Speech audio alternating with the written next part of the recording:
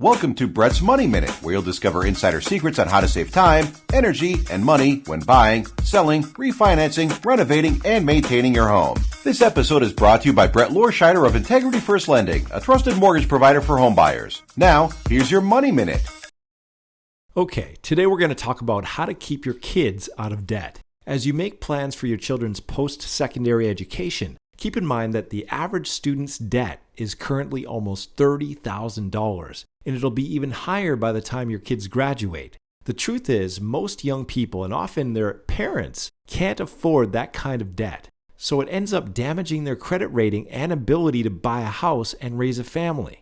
The best way to prevent such problems is to avoid massive student debt in the first place. Here are 5 tips to avoid student loan debt. Tip number 1. Think return on investment.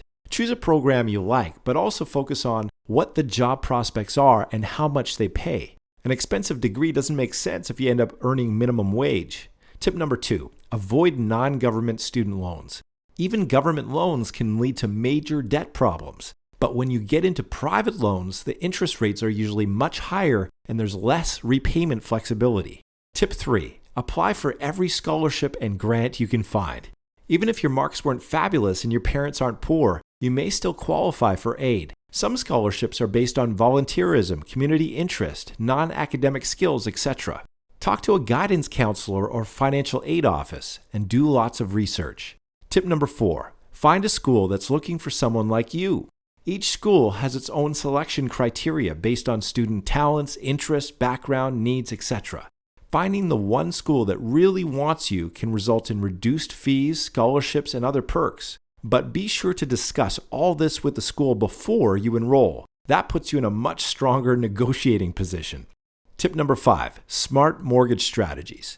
You can also use your mortgage to help fund education. You can free up money for your early retirement contribution by taking advantage of many mortgage lenders' skip a payment feature. Or when the time comes, you can do an equity takeout to cover tuition fees so you end up paying affordable mortgage rates instead of expensive consumer loan rates.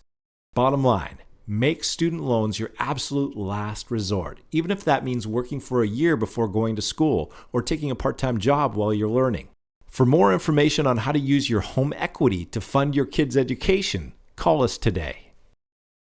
Thank you for tuning into this episode of Brett's Money Minute. If you have any questions or comments, please call Brett today at 801-995-0874.